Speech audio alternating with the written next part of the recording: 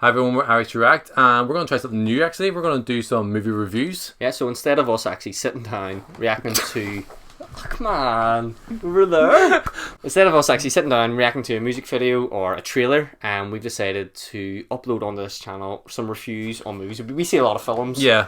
You work in a cinema, so you see a lot more films than me. I see a lot of movies. So a lot of the blockbuster movies that come out are some things that we are interested in. We're going to record and upload some of our thoughts. Yeah.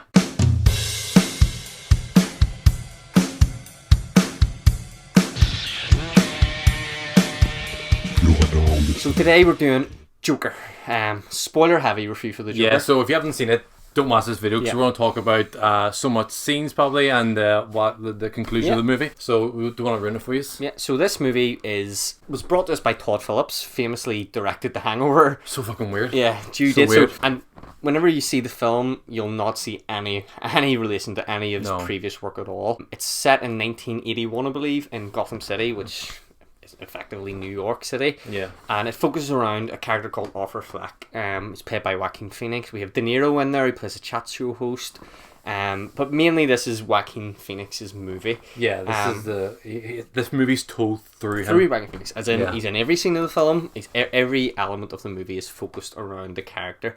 So what this ultimately is, and provides us fans, is an origin story to the Joker. We had sort of said before recording this that an origin story wasn't something that we felt we needed in the character. That was like almost the mystery behind the Joker one. You didn't know where he came from and how he got to that stage. Maybe you got a wee bit of backstory in The Killing Joke, but nothing too much. A lot of fans weren't really excited for this movie, but for me personally, once Joaquin Phoenix was on board, I was on board as well. Agree. We basically assumed then they must have something good here because he's notoriously picky on what roles that he takes. And being probably one of the best actors in the world, that's kind of understandable. Like a lot of them do decide to be quite picky what roles to take. So to say this movie's set in 1980, in the 80s in Gotham, one thing they do really well is they really show the city. The city in itself is kind of like a character. They really depict how poor... We always know Gotham from just our knowledge of Gotham City that it is a rundown, poor city. Yeah. But I think in this film they do show that really well. It takes a character, Arthur Fleck, as I said, goes through his journey and how he was basically a mentally ill person. How this person then goes from being mentally ill, being treated by doctors, to ultimately becoming what we know as the mass villain as the Joker. The Joker. So Dan, what was your sort of initial sort of thoughts and review on what did you initially think when you left the cinema? The bad thing about this movie, it was so highly anticipated. Like all the reviews were coming in thick and fast about getting 5 stars and everything. IGM or give it 10 out of 10, which they never do. People give him I was like, come here, some film festival or some premiere, he got like an 8-minute standing ovation. So all that was already adding to the. I was, but something that's a bad thing. You don't want that. You want to go in with kind of that's why I didn't watch any. I watched like one teaser trailer. I didn't see any other trailer. I just try not to watch trailers anymore. So I was going in thinking this had to be fucking brilliant. This had to be good, and I wasn't disappointed. You weren't like that. I was so satisfied. Yeah, I'll pick apart certain aspects of the movies I didn't like, but overall, how the movie looked, how it felt, the music in it was just fucking perfection. Todd Philips needed to get a fucking standing ovation himself. It was just Oscar, maybe? Yeah, he fucking...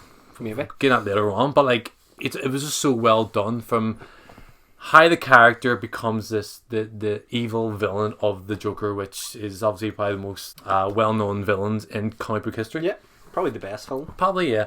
And so much pressure on him with obviously Heath Ledger and stuff, but Joaquin Phoenix does this so well because...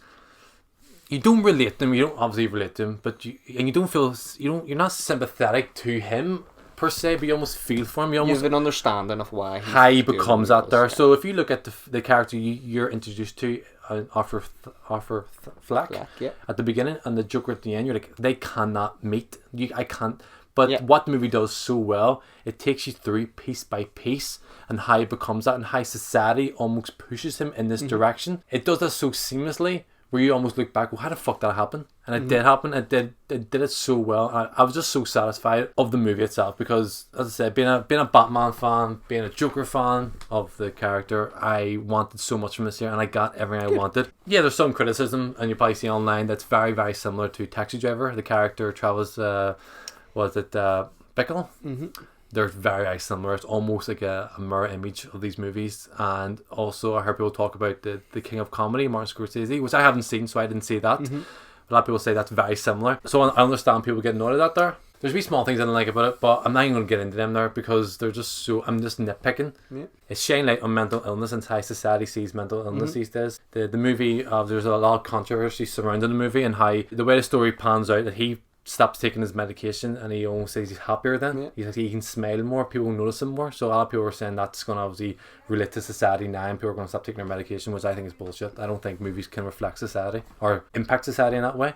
But overall, amazing for me. What would you? Well, for me, I really, really enjoyed the film. I don't think I can't quite hold it on such high regard that you maybe are placing this film, which is fine. For me, I thought what the movie done really well was it really depicted, as I say, Gotham. It depicted basically a broken character. What happens when you have someone who is so damaged and so broken from his upbringing and his childhood. We get a backstory into why he's there. But what actually was fascinating to me is when you take someone who is so broken and you put him in a society that's also fallen apart. There's no one in this movie that's helping each other. No one helps anyone in this film. Mm-hmm. And that was sort of frightening to me because you have someone who is in dire need of help, who's going through his life and he's constantly being pushed down. And I'm not saying that because of this happens, in real life, this could happen. But for this character, we could see why he done what he done. Exactly why. And I thought the movie took us there really, really well. There was no major jumps. Yeah. It was just so seamless. Yeah. And I thought, acting-wise, I mean, for me, Joaquin Phoenix is one of my favourite actors. He's one of the best actors about.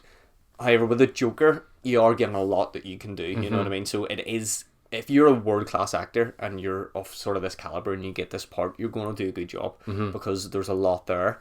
A couple of negatives for me were I didn't really feel that any of the supporting cast were given an awful lot to do. Yeah. As I say, this is a character study of the Joker. So everyone around him was a bit one-dimensional. Yeah. To me, no one else was really fleshed out. I think Robert De Niro's character was... He played him well. But he played him fairly well, but I don't know anything about that character. Yeah, well... So... True, yeah. And in that regard, whenever you don't create sort of people around you, and if I don't care about anyone around you, and then if the Joker kills someone or does anything, then I don't care about that person. There's no weight on that. Yeah, on that character. But I think with a movie in that capacity, like if you're focusing on one guy and all the other actors are playing a bit part, he needs to do it well. Yeah. But he did do it well. He did, and I get why there was so much emphasis on him. I would have liked a wee bit more. I would have liked the characters around him to have a bit more personality and have a bit more to work with. But overall, some things that I didn't particularly enjoy was the Batman stuff. So to just sort of bring you up to speed, Batman was obviously included in the film. To me, it felt a bit shoehorned in. My big major criticism of it was that I loved the character that they were showing me. However, I never really got the feeling, other than maybe the last 20 minutes of the film, that this was actually the Joker. And whenever you introduce a Batman to me in this world, it made me think this person's not really going to be a match to Batman. And again, this is my trope. This is not what the movie is trying to do. The movie is basically doing a standalone Joker movie. Standalone movie about a guy called Arthur Fleck.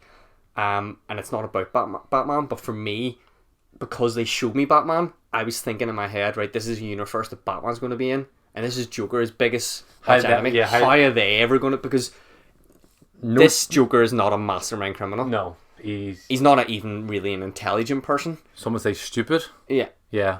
So that was one sort of downside. But again, this is really nitpicky, and it's my personal things with it. I'm just trying to sort of depict what I was thinking at the time of seeing the movie.